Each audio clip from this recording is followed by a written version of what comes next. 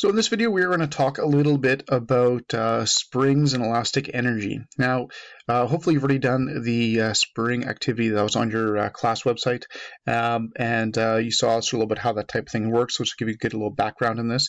But we're going to talk a little bit more about springs and that type of stuff.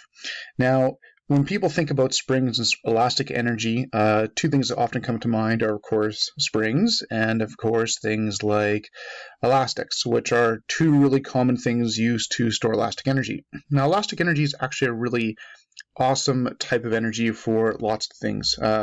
It can use for so many different functions, whether it's springs in the type of spring that might be like in a pen, or the springs in the shocks for a vehicle, or how many things use a spring to move it back and forth, like buttons and a whole bunch of stuff, or even elastics where you can stretch them and stuff like that.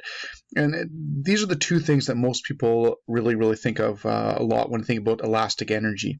And like stretching a spring or compressing, these are two ways that you can store energy. And a lot of people, when they think about stretching, they think about rubber bands, and stretching or compressing a spring, either way, doesn't make any difference. These are two really common ways that we can store elastic energy. Another really common way to store elastic energy is to actually bend stuff, like here we got like a pole vaulter.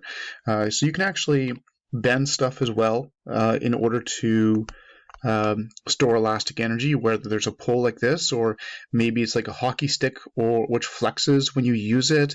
Anything where you're going to bend something and it can actually then snap back or move back, it's storing a form of elastic energy. So bending stuff is another great example. There's also stuff like this, and there's a little catapult, and kind of harder for you to see, but right there you can actually twist things as well. So it's got like some elastics or ropes or strings in there which are twisted, and that can also store energy. So often we will twist things and then they'll sort of twist back and release that energy. Another really much more common one recently over the years is something like this. Here we have an air compressor, and it's using like compressed air is another great way to store energy. I mean, this is how like a lot of Nerf guns work and stuff like that, where you have air, you have like CO2 cartridges, you have tools that are air powered. It's all about using compressed air. So stretching and compressing springs, bending things, twisting things, compressing things like air, these are all different ways that we can use and store elastic energy. And you can see like it's used for lots of different things in lots of different ways. Every single day you're using it. It's whether even just walking in your shoes, when you push down the shoes, they push back, like there's so many different things that actually uses elastic energy. So when we talk about elastic energy, it's a great form of energy. Okay, so it's a really common way to store elastic energy. Well, it's a little better. So it's a really common way to actually store energy using all of those things that I've got listed up here. And there's more than this, but these are just some of the really common ones. And one of the great things about it is you can actually store it, and then you can actually save it for later. So you could like stretch a spring or elastic or compress something, like especially like these two things over here, and then you can like just wait for later. You don't have to use it right away. Something like this, obviously, bending the pole, obviously is using that right away.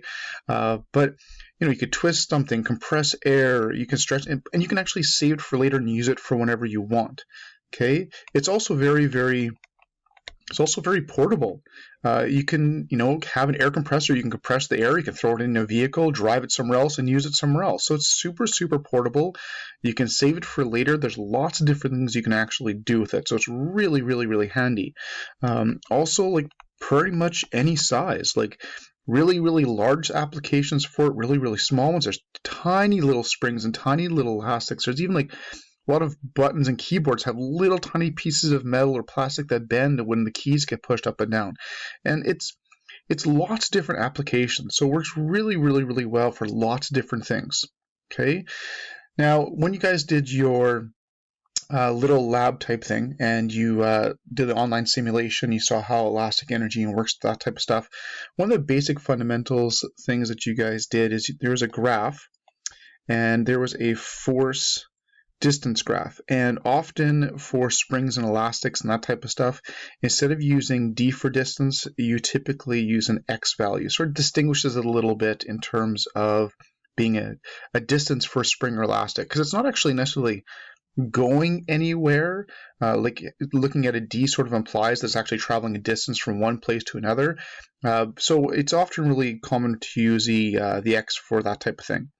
Anyway, so when you guys did your lab, your online lab, you do force times distance, you will get a pretty straight line is what you should have got, something like that. And this is just the basic relationship for basic springs and elastics. Basically, the farther you want to stretch or compress it, the more force you have to use. And if you've ever stretched an elastic or a spring, you know the easiest time to actually move it or stretch or compress it is at the very, very beginning. Because as you stretch it further and further, or compress it further and further, not only do you have to apply force to move it farther, but you also have to apply force to hold it in place. So first of all, you stretch out an elastic, you have to hold it, using force just to hold it in its stretched position, and then you got to use more force to stretch it even farther. So the further it goes, the more force is actually required.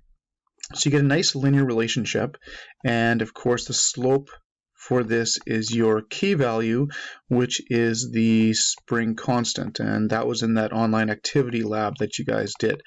So this slope is your spring constant, and this is